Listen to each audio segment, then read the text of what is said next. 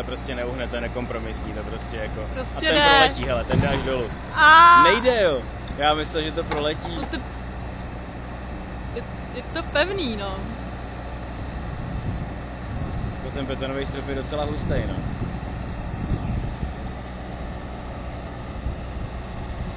To vidíš, jako, chápeš tu rychlost, kterou to jde k zemi? To točíš, nebo? No, točím. Tak tomu potom dej nějaké inteligentní audio. Co? Dáš? Jako veselou hudbu. Jako veselou hudbu se smutným koncem.